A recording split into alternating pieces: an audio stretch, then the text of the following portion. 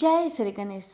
प्यारे भक्तों, आज आप सभी श्रवण करेंगे मार्गशीर्ष अमावस्या व्रत की 5 कथा। अमावस्या व्रत की संपूर्ण फल पाने के लिए इस कथा को अंत तक अवश्य सुनिएगा।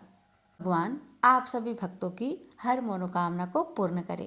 तो आइए सुनते हैं अमावस की 5 कथा। एक दिन ब्राह्मण परिवार था जिसमें पति पत्नी और उनकी एक छोटी पुत्री थी। उनका जीवन सामान्य चल रहा था। वर्ष बीतते गए और पुत्री भी धीरे धीरे बड़ी होने लगी। बढ़ती आयु के साथ उसमें स्त्रियों के गुण का भी विकास होने लगा था। वह अत्यंत ही सुंदर, सुशील और सर्वगुण संपन्न थी, लेकिन गरीब होने के कारण उसका विवाह नहीं हो पा रहा था। एक दिन उस ब्राह्मण के घर एक साधु महाराज पधारे। ब्राह्मण पुत्री की सेवा से साधु महाराज का मन बहुत प्रसन्न हुआ और उन्होंने कन्या को लंबी उम्र का आशीर्वाद तो दिया, लेकिन यह भी बताया कि उसके हथेली में विधवा योग है। इस बात से चिंतित होकर ब्राह्मण परिवार ने साधु से उपाय पूछा। तब साधु ने कुछ देर विचार करने के पश्चात अपने ध्यान के आधार पर बताया कि कुछ दूरी पर एक गांव में सोना नाम की धोबन जाति की एक महिला अपने बेटे और बहू के साथ रहती है, जो बहुत ही संस्कारों से संपन्न तथा पति परायण और निष्ठावान है।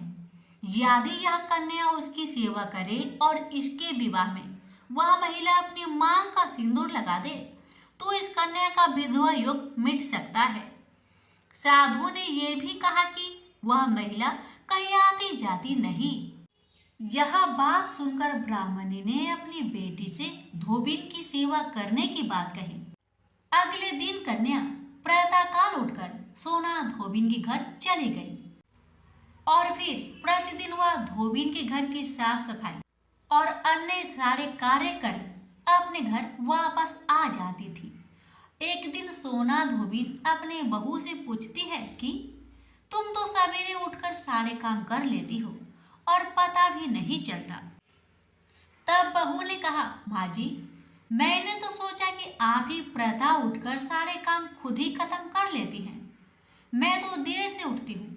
इसके बाद दोनों सास बहू निगरानी करने लगी कि कौन है जो सवेरे ही घर का सारा काम करके चला जाता है। कई दिनों बाद धोबिन ने देखा कि एक कन्या प्रातः घर में आती है और सारे काम करने के बाद चली जाती है। जब वह जाने लगती तो सोना धोबिन उसके पैरों में गिर पड़ी और पूछने लगी कि वह कौन है जो इस प्रकार छुपकर उसके घर में काम करती है। तब कन्या ने साधु द्वारा कही गई सारी बात बताई। सोना धोबिन पति परायण थी, उसमें तेज था, इसलिए वह इस बात के लिए मान गई। सोना धोबिन के पति थोड़े अस्वस्थ थे, इसलिए उसने अपनी बहू से अपने लौट आने तक घर पर ही रहने को कहा। सोना धोबिन ने जैसे ही अपनी मांग का सिंदूर उस कन्या की मांग में लगाया, उसके पति की मृत्यु हो गई। थोड़े समय बाद उसे इस बात का पता चला। वह घर से निर्जल ही चल थी। यह सोचकर कि रास्ते में कहीं पीपल का पेड़ मिलेगा तो उसे भावड़ी देकर उसकी परिक्रमा करने के बाद ही जल ग्रहण करेगी। उस दिन अमावस्या थी। ब्राह्मण के घर मिले पुए पकवान की जगह उसने ईंट के टुकड़े से 108 बार भावड़ी देकर पीपल के पेड़ की 108 बार परिक्रमा की और उसके बाद जल ग्रहण किया। ऐसा करते ही उसका पति वापस जीवित हो गया। इसलिए माना जाता है कि इस दिन व्रत और आदि करने से पुण्य फल की प्राप्ति होती है। अब सुनिए हर कष्टों को हरने वाली, हर कामना को पूर्ण करने वाली गीता पाठ की यह अध्याय। इस अध्याय को अमावस्या व्रत में अवश्य ही सुनना चाहिए। अगर आपको हमारी कथा अच्छी लगे तो वीडियो को आगे शेयर करना ना भूलें। आइए सुने कथा। श्री कृष्ण भगवान बोले, हे पार्थ, जो मुझ में मन लगाकर मेरे ही आश्रय होकर योगाभ्यास करते हुए मेरे स्वरूप का संचय रहित पूर्ण ज्ञान प्राप्त होगा। सो सुनो, विज्ञान के सहित वह पूर्ण ज्ञान मैं तुम्हें सुनाता हूँ, जिसके जानने से तुमको इस लोक में और कुछ जानना शेष न रहेगा। सहस्त्रों मनुष्य में से कोई एक सिद्धि प्राप्त के लिए यत्न करता है। उन यत्न करने वाले सिद्धों में से भी कोई बिरला ही मुझे ठीक जान पड़ता है। पृथ्वी, जल, अग्नि, वायु, आकाश, मन, बुद्धि और अहंकार, यह 8 प्रकार की मेरी प्रकृति माया है। इस प्रकृति को अपरा, अचेतन अर्थात जड़ कहते हैं। और हे महाबाहो, इससे दूसरी प्रकृति चेतन है, जिसने संपूर्ण जगत धारण किया है। इन्हीं प्रकृतियों से सब प्राणी मात्र उत्पन्न होते हैं। ऐसा जानो, यह प्रकृतियाँ हमसे ही उत्पन्न हुई है। इस तरह सब जगत की उत्पत्ति और प्रलय कारण मैं ही हूँ। हे धनंजय, जिस प्रकार धागे में मणि पिराई जाती है, उसी भांति यह सब संसार मुझसे परे और कुछ भी नहीं है। हे कुंती पुत्र, जल में, रस में मैं ही हूँ। चंद्रमा और सूर्य में, प्रकाश में मैं ही हूँ। सब वेदों का सार मैं ही हूँ। आकाश में शब्द तथा पुरुष में पौरुष मैं ही हूँ। हे अर्जुन, पृथ्वी में सुगन तथा अग्नि में तेज रूप में मैं ही हूँ। सब प्राणियों में जीवन और तपस्वियों का तप मैं ही हूँ। हे पार्थ, समस्त प्राणियों में सनातन बीज रूप मुझको ही जानता है। बुद्धिमानों में बुद्धि रूप और तेजस्वियों में मैं तेज में मैं ही हूँ। हे अर्जुन, काम और रोग रहित बलवान पुरुषों में धर्म के विरुद्ध न जानने वाला कर्म मैं ही हूँ। जितने भी स्वास्तिक, राजस, तामस पदार्थ है, वे सब मुझसे ही उत्पन्न है, परंतु उनमें मैं नहीं रहता हूँ। ये सब मुझ में है। तत्व, रज, तम, इन तीनों गुणों के प्रभाव से यह सारा जगत मोहित हो रहा है। इस कारण यह मेरी गुणमयी और दिव्य माया अति दुस्तर है। जो मुझको अनन्य भाव से भजते हैं, वे इस माया को पार कर जाते हैं।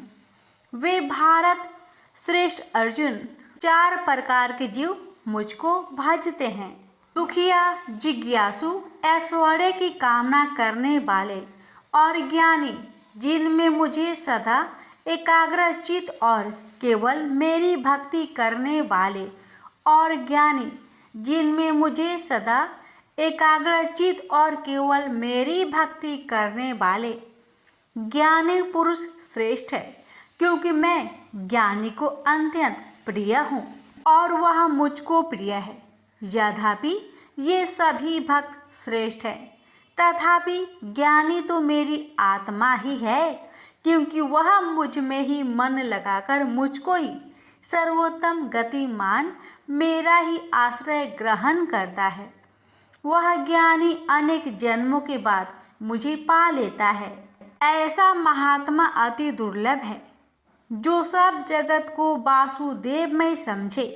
हे अर्जुन, जो भक्त श्रद्धा पूर्वक जिस जिस देवता का पूजन चाहते हैं, उन पुरुषों की उस श्रद्धा को मैं ढूंढ कर देता हूँ।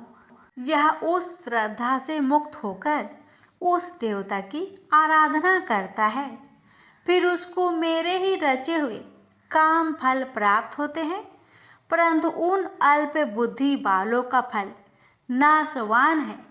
देवताओं की आराधना करने वाले देवताओं को मिलते हैं। मेरा अव्यय, अविनाशी, अति उत्तम स्वरूप को न जानकर मंद बुद्धि लोग मुझ अव्यक्त को व्यक्त देधारी मानते हैं। मैं योग माया से आच्छादित होने के कारण सबको नहीं दिखता हूँ, उसी से मूर्ख लोग अनादि तथा अविनाशी मुझको नहीं जानते। हे अर्जुन, मैं भूत, भविष्य और वर्तमान के सभी प्राणियों को ही जानता हूँ, पर मुझे कोई भी नहीं जानता। हे भारत, हे परम तप, इच्छा और देश से उत्पन्न होने वाले सुख दुख आदि धुंडों के मोह से जगत के सभी प्राणी भ्रम में फंस जाते हैं। जिन पुण्य आत्माओं के पाप नष्ट हो गए हैं, वह पुरुष द्वंद मोह से छूटकर दृढ़ निश्चय करके मेरी भक्ति करते हैं।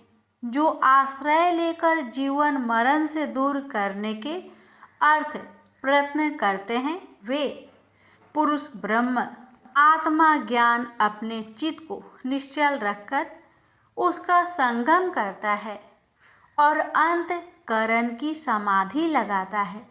जिस अवस्था में योगाभ्यास के कारण चित्त का वेग रुककर विषयों से पृथक होने लगता है और जब शुद्ध अंतःकरण से आत्मा को देखकर आत्मा में ही संतुष्ट होता है, जिस अवस्था में वह अत्यंत सुख जो इंद्रियों द्वारा जाना नहीं जा सकता वरन केवल बुद्धि से ही जाना जाता है, और जब वह योगी अनुभव करता है तब आत्मा स्वरूप में स्थिर हो उससे विचलित नहीं होता।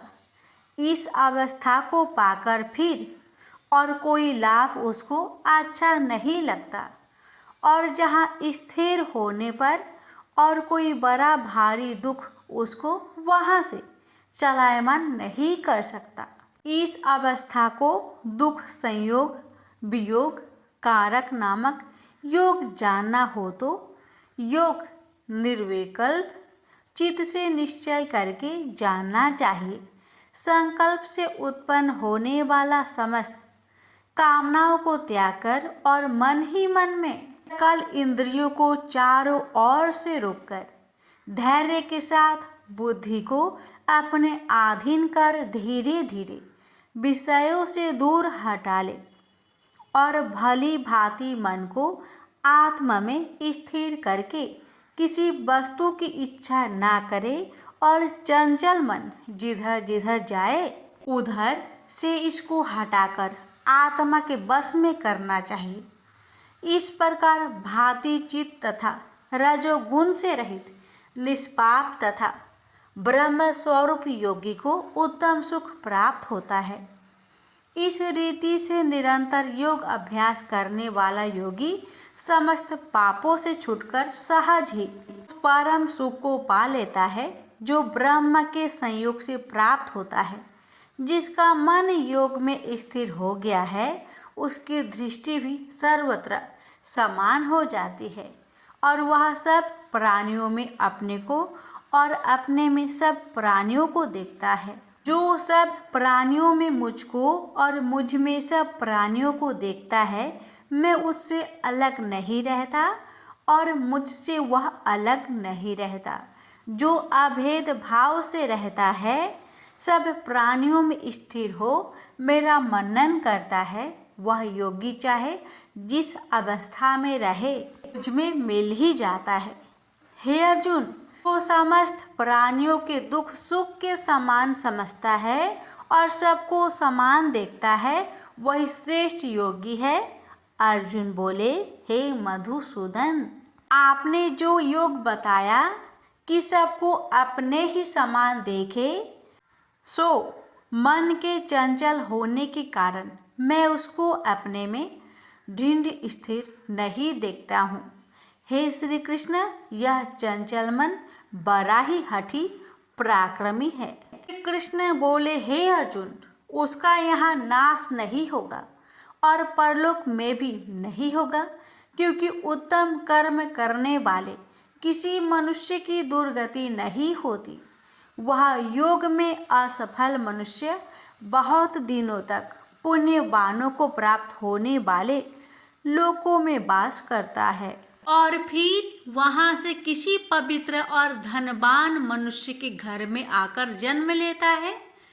इस प्रकार का जन्म पाना भी इस लोक में बड़ा दुर्लभ है। हे कुरुनंदन, यह योगियों के बस में जन्म लेकर पूर्व जन्म की बुद्धि, संस्कार अर्थात आत्मा ज्ञान को पाता है और उससे अधिक सिद्धि के लिए यत्न करता है।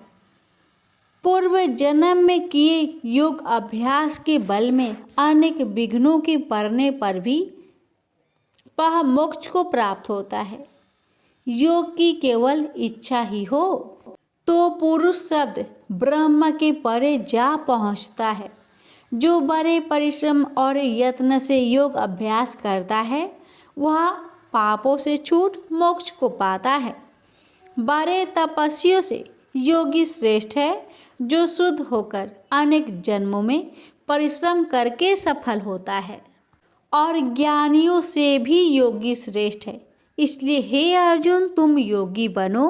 केवल मुझ में ही मन लगाकर योग प्राप्ति के लिए जो मेरा भजन करता है उसको समस्त योगियों के मध्य से मैंने अत्यंत श्रेष्ठ माना है और दृढ़ है।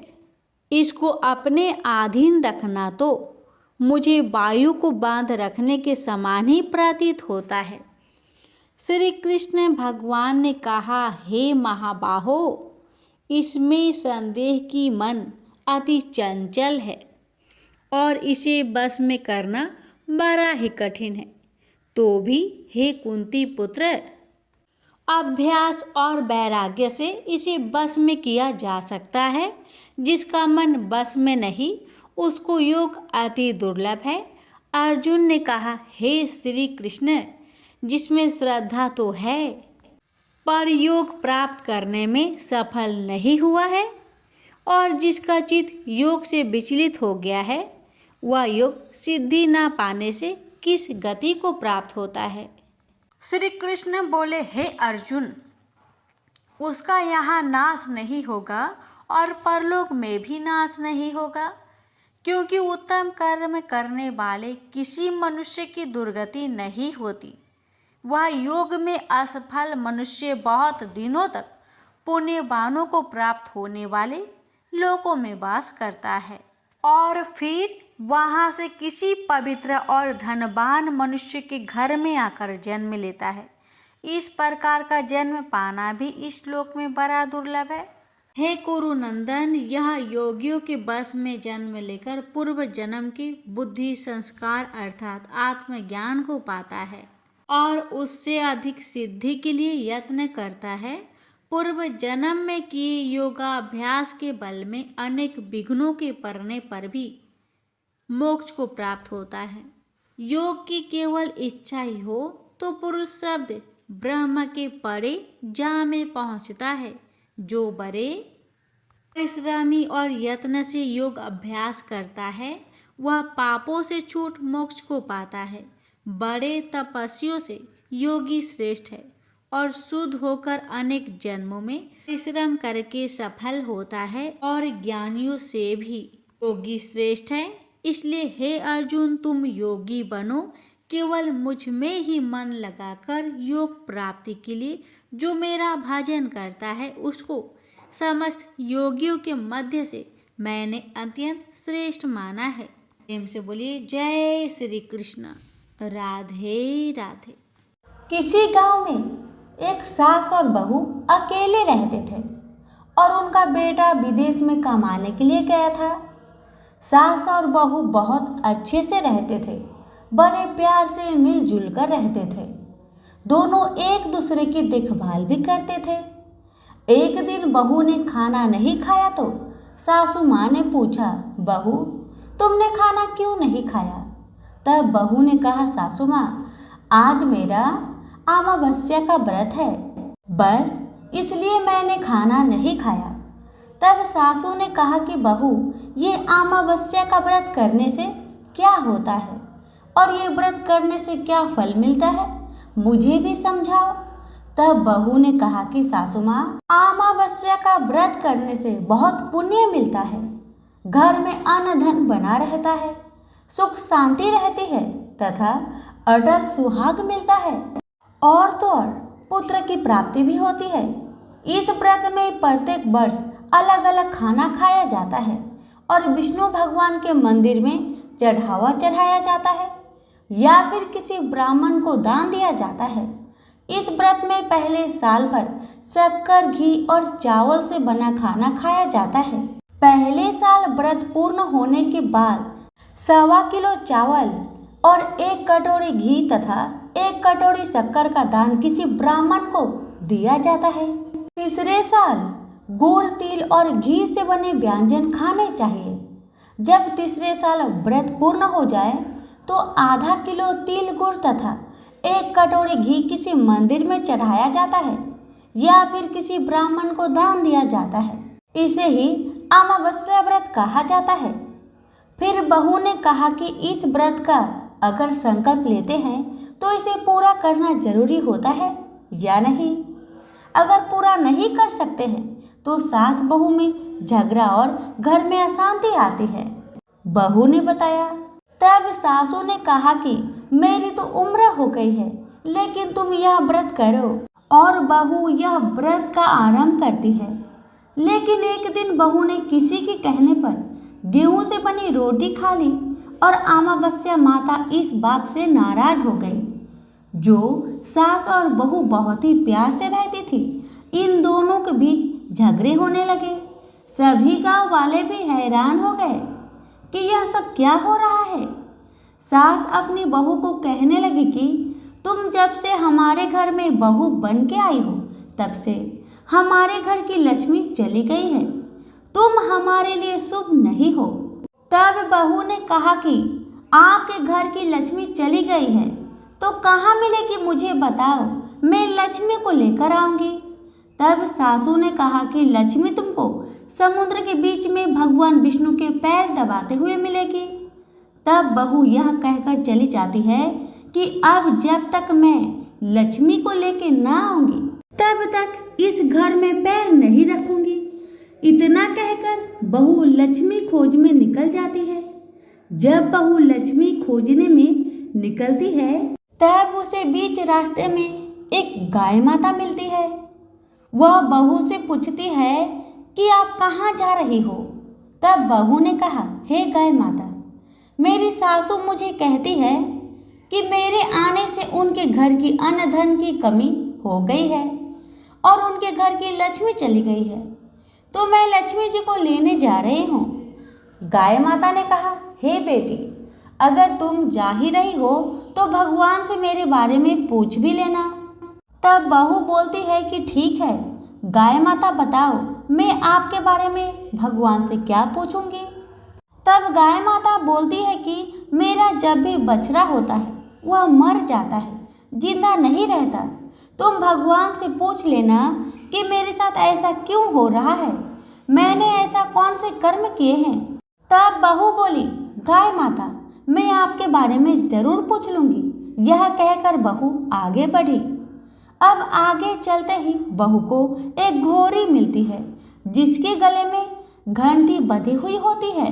घोड़ी ने भी कहा कि बेटी, तुम मेरे दुख का निवारण भी भगवान से पूछ लेना। तब बहू ने कहा, जरूर पूछ लूंगी। यह कहकर बहू आगे बढ़ती है। आगे जाते ही बहू को एक अंधा और बहरा बुजुर्ग मिलता है। वह भी बहू से अपनी समस्या भगवान से पूछने के लिए कहता है। तब बहू उसकी समस्या भी भगवान से पूछने का कहकर आगे बढ़ती है। आगे जाते ही बहू को एक बूढ़ी औरत मिलती है जो हाथ और पैर से अपाहिज होती है। वह भी बहू से अपनी समस्या भगवान को पूछने के लिए कहती है। तब बहू उसके समस्या को भी पूछने के लिए तैयार हो जाती है और आगे बढ़ती है। आगे जाते ही बहू थक जाती है और एक आम के पेड़ के नीचे बैठ जाती है। तब आम का पेड़ खुश होकर बहू से पूछता है, बेटी, तुम कहाँ से आई हो और कहाँ जा रही हो। तो तब बहू बताती है वह लक्ष्मी को लेने जा रही है। तब पेड़ भी अपनी समस्या भगवान को पूछने के लिए कहता है कि मेरे पेड़ पर लगे आम खट्टे ही क्यों होते हैं, इस बारे में भगवान को जरूर पूछना। तब बहू उसकी समस्या लेकर आगे बढ़ती है। आगे जाते ही बहू को एक तलाई मिलती है। वह भी बहू को बताती है कि तुम भगवान से पूछना कि मेरी तलाई का पानी इतना मैल क्यों है, कोई भी इसे नहीं पीता है। तब बहू कहती है जरूर पूछ लूंगी और कहकर आगे बढ़ती है। बहुत दिनों जंगल में चलते चलते बहू थक जाती है। उसे भूख भी लगी होती है, लेकिन खाने को नहीं मिलने से वह थक जाती है और जंगल में बेहोश हो जाती है। और भगवान का चमत्कार देखिए, उसी समय भगवान विष्णु और माता लक्ष्मी वह विचरण करते हुए आते हैं। तब माता लक्ष्मी विष्णु जी से कहती है, हे नाथ, यह आपकी बहुत बड़ी भक्त है, आप इसके दुखों का निवारण करें। तब भगवान विष्णु कहते हैं कि इस संसार में बहुत जीव दुखी है, सभी अपने अपने कर्मों का फल भोग रहे हैं, किस किस के दुख का निवारण मैं करूं। तब माता लक्ष्मी ने विष्णु से विनती की और कहा कि वह भूखी प्यासी है और इसे यहाँ अगर ऐसे ही छोड़ दिया जाए तो जंगली जानवर उसे अपना शिकार बना लेंगे। माता लक्ष्मी की बात सुनकर भगवान विष्णु एक साधु का वेश धारण करते हैं और बहू के पास जाते हैं और उसे होश में लाते हैं। बहू के होश में आते ही साधु भेष में भगवान उससे पूछते हैं कि वह यहाँ क्यों आई है और कहाँ जा रही है। तब बहू पूरी बात बताती है। उसकी बात सुनकर भगवान विष्णु और माता लक्ष्मी प्रकट होते हैं। उनके साथ अमावस्या माता भी प्रकट होती है। बहू उनके चरणों में गिरकर वंदना करती है। अमावस्या माता बहू को कहती है कि बेटी, तूने मेरे व्रत को खंडित किया है, इसी की सजा मिली है, लेकिन तुम्हें अब मैं माफ करती हूँ और तुम घर जाओ। तुम्हारा घर अन्न धन से संपन्न होगा, तुम्हारा घर सुंदर महल में बदल जाएगा और तुम्हारी सभी मनोकामना पूर्ण होगी। यह सब होने के पश्चात बहू रास्ते में जो भी मिला उन सभी के दुखों का निवारण करने के लिए विनती करती है। तब भगवान विष्णु बोलते हैं कि गाय ने कभी अपना दूध किसी को नहीं पिलाया, उस वजह से उसके बछड़े जिंदे नहीं रहते हैं। तुम उसका दूध पी लेना, जिससे उसके बछड़े जिंदा रहने लगेंगे। और घोड़ी पिछले जन्म में आटा पीसने वाली महिला थी। वह किसी को आटा पीस के नहीं देती थी, इसलिए उसके गले में चक्की के पाट बंधे हुए हैं। तुम उसके पाट खोल देना, वह बिल्कुल ठीक हो जाएगी। बुजुर्ग कभी भगवान के मंदिर नहीं गया और ना ही उसने कभी भगवान के भजन सुने।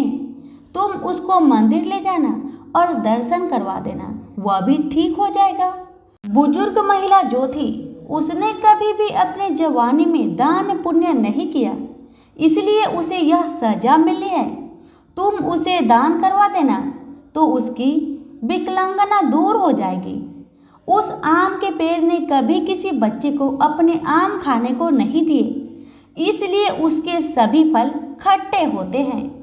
तुम उस पेड़ का आम खा लेना, फिर उस पेड़ पर मीठे आम आ जाएंगे। तलाई का पानी पिछले जन्म में देवरानी जेठानी थी, वह हमेशा झगड़ती रहती थी, इसलिए उसका पानी मैला है। तुम उसका पानी पी लेना, वह तलाई शुद्ध हो जाएगी। बहू ने भगवान विष्णु, माता लक्ष्मी और अमावस्या माता को नमन करके घर जाने के लिए निकलती है और रास्ते में उसे जो भी मिला उनके सभी समस्या भगवान के कहे अनुसार दूर करती गई। सभी उसे आशीर्वाद देते हैं। घर जाते ही उसका घर एक सुंदर महल में परिवर्तन हो जाता है तथा घर में अन्न धन भरा मिलता है। अब बहू सासू से कहती है कि सासू माँ, आपने सच कहा था, मैं आपके लिए शुभ नहीं हूँ। मेरे जाने से ही आपके घर में लक्ष्मी आई है।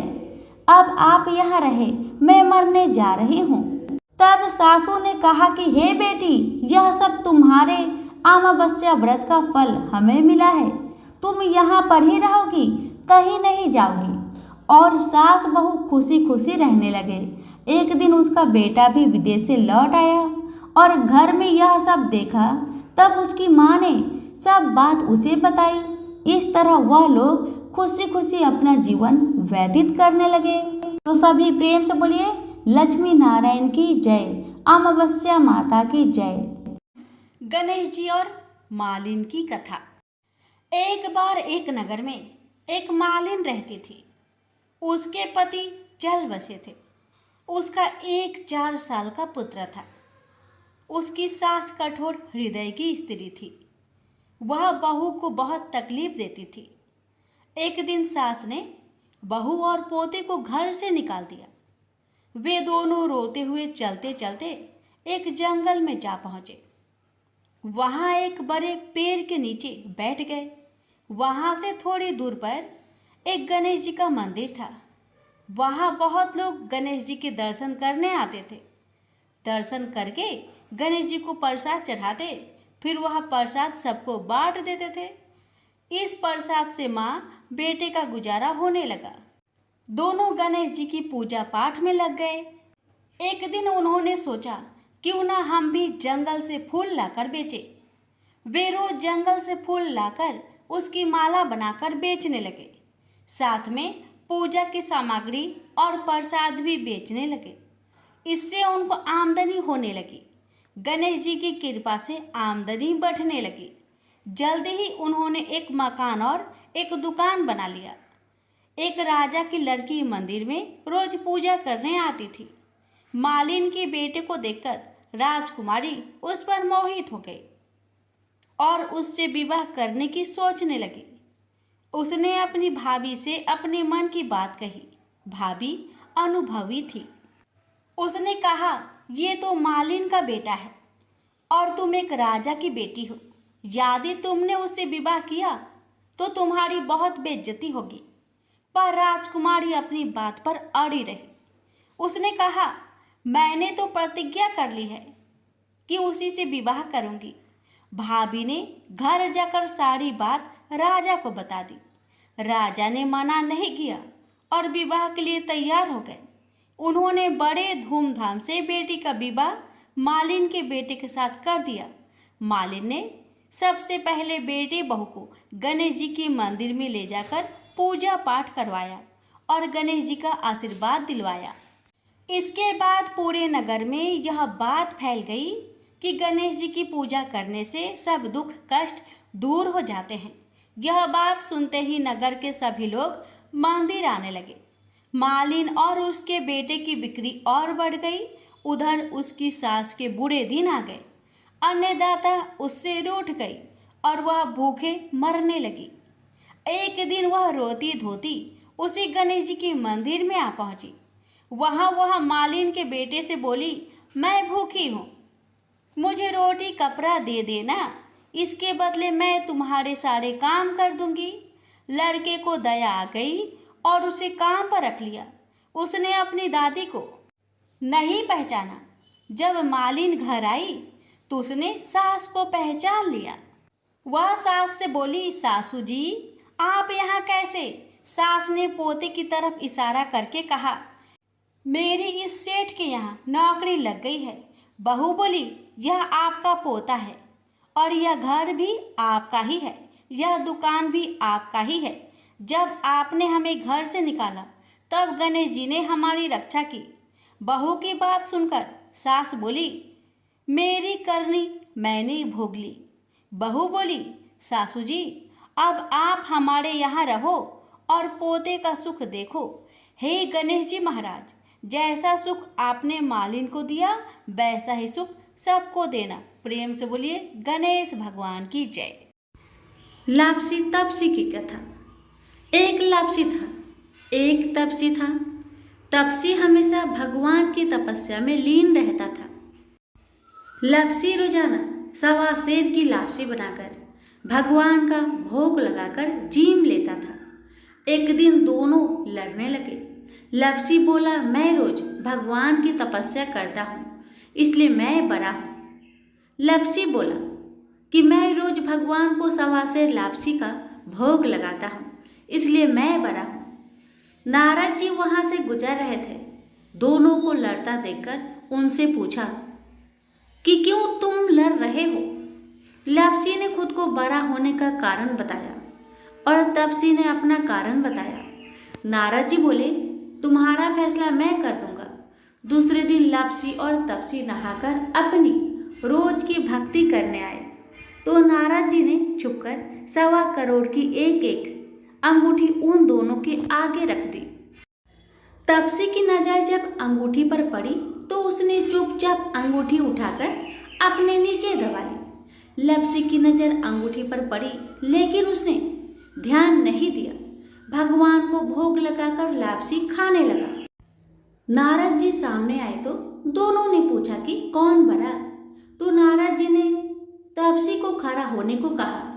वो खड़ा हुआ तो उसके नीचे दबी अंगूठी दिखाई पड़ी।